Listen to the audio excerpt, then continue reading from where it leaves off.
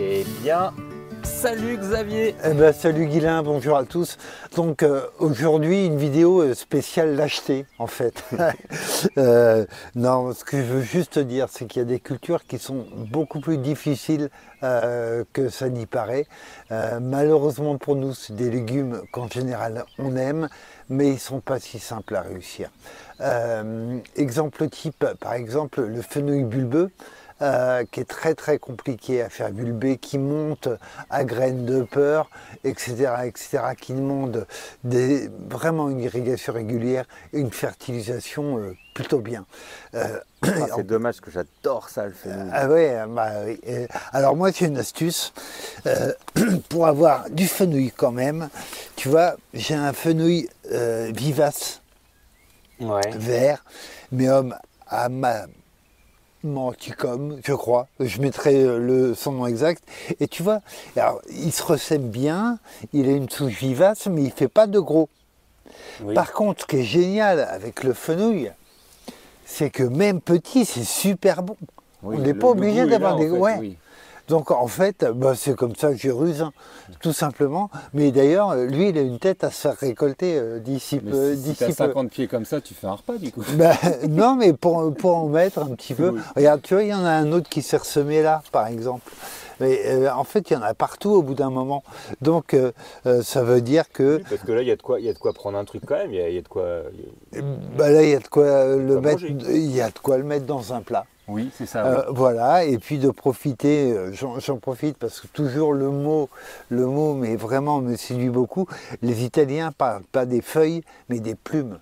Ouais. Et qu'est-ce que c'est joli, c'est vraiment ça. Donc là, plume de fenouil, il n'y a pas de problème. Une autre culture délicate ici, c'est impossible, c'est les épinards. C'est infaisable. Pourquoi? Parce que les épinards, ils demandent une quantité d'eau minimum. Et moi, sur un sol hydromorphe, dès qu'il y a assez d'eau, en fait, la racine asphyxie. Les épinards, pour ceux qui ont un sol qui a tendance à durcir, à compacter, à être hydromorphe, c'est vraiment difficile. C'est pas grave, épinards, feuilles cuites, mais il y en a plein des feuilles à cuire. Alors là, toujours au même endroit, hein, toujours qui s'est ressemé, rien à faire, même pas mal. Bête épinard. Alors elle ne pense qu'à pousser et qu'à donner. Alors attention, hein, tu la coupes, elle repousse, tu la coupes, elle repousse. Elle ne fait que ça. Et une autre que j'aime beaucoup, au Maroc, on fait la bakoula avec, c'est elle. Elle est spontanée, hein, mais elle est arrivée toute seule. C'est la mauve. Ah, ça, ouais. Qu'est-ce que c'est bon ce truc, ouais. C'est mucilagineux, c'est vraiment super bon. Donc voilà, si vous n'arrivez pas à avoir des épinards, c'est pas un drame. Il y a plein de succédanés, la roche, le kénopode géant, le kénopode, voilà, tétragone, basel, il y en a plein. Une autre culture difficile, enfin moi j'y ai joué cette année, on verra bien. Mais je mets pas ma main au feu, hein. C'est les choux-fleurs. Les choux-fleurs, ouais. C'est bon, mais c'est infernal à réussir. Ouais. Alors moi, ce que je recommande vraiment, c'est de les jouer aux intersaisons. Surtout, il ne faut pas jouer à ça l'été, hein. L'été, ça ne marche pas, mais les passer aux intersaisons. Et sachant que c'est pareil, ça va demander des arrosages quand même réguliers et relativement abondants. Ça va demander aussi de ne pas se faire pulvérisé par l'altise. Le cousin, enfin en fait botaniquement c'est souvent le même, hein, en fait, du chou-fleur, c'est le chou-brocoli.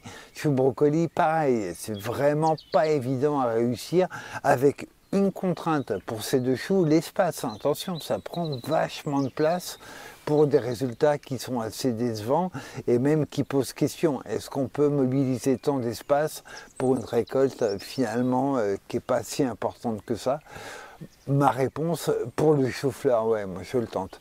Ouais. On a une solution de rechange, c'est ce qu'on appelle plutôt dans le Poitou, on appelle ça les bricolins. C'est-à-dire que quand vous faites des choux dits choux kale, on pourrait revenir et réinsister sur la botanique de ces choux-là, ils vont fleurir au printemps.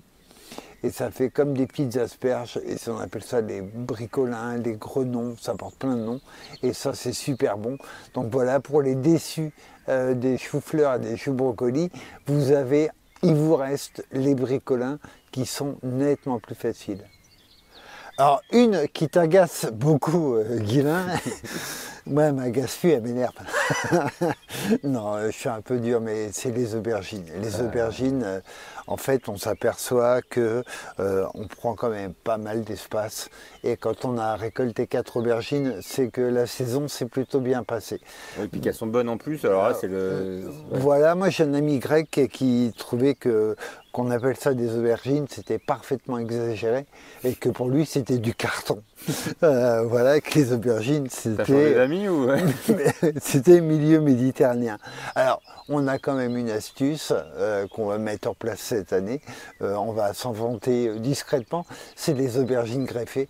Effectivement, moi je trouve que sous certains climats, nous on est en Touraine, les aubergines greffées c'est quand même une meilleure garantie de récolter. Et enfin concluons avec une qui déçoit trop souvent.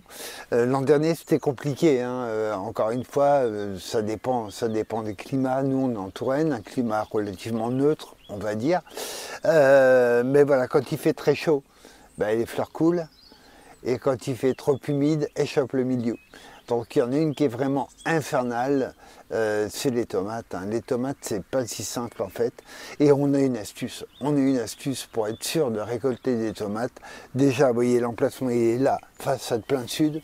Ouais. Et en plus de ça, moi je vais tricher, je veux manger des tomates. J'adore ça, je trouve ça très bon. Bon, ben voilà, je ne pourrais pas les farcir, mais je vais faire des tomates cerises et ça, je sais que ça marche. Et j'encourage chacun, pour manger des tomates, à ne pas négliger les tomates cerises parce que vraiment, les résultats sont bien souvent nettement meilleurs que les tomates à gros fruits. Oui, les cœurs de bœuf, t'en manges pas tant que ça. Hein. Non, pas tant que ça. J'essaye à chaque année, c'est compliqué. Ouais, on la mange doucement. Hein. Alors que les tomates cerises, il y en a toujours qui se perdent. Ouais. Donc voilà, tomates cerises, façade plein sud de la maison. Là, même à une année comme l'an dernier, il y avait des tomates. Hein. Ouais. Mais c'est ce que tu conseillerais en fait à des débutants du potager, parce qu'il y en a beaucoup qui, j'imagine, tombent sur nos vidéos, ouais. De ne pas se lancer dans ces cultures qui sont un peu les cultures pièges. Tu ouais, dis, qui sont un peu, pardonnez l'expression, elles sont un peu casse-gueule hein, quand même. Ouais. Alors après, aux innocents les mains pleines, et donc souvent, les premières fois, on peut avoir des bons résultats. À tenter. Mais toujours, voilà, réussite, gros guillemets. Alors que, encore une fois, on a des possibilités de faire un petit peu autrement et d'avoir de meilleures garanties de récolte. Pour moi, l'exemple type, c'est vraiment les tomates, quoi. Tomates à gros fruits, c'est toujours, alors c'est très bon, hein, il n'y a aucun doute là-dessus, mais c'est toujours un peu joueur. Tomates cerises, bingo, à chaque fois ça marche. Tu ne pas quoi. Ouais, ah oui, à chaque fois ça marche. Pour ceux qui débutent en plus au potager, voilà, il n'y a pas de taille, il n'y a pas de tutorage, il n'y a rien à faire que picorer régulièrement. Et c'est quand même ça le plaisir du potager. Eh ben merci Xavier alors. Eh ben voilà, moi je vais couper mon petit fenouil et puis je vous dis à bientôt. On partage pas parce que...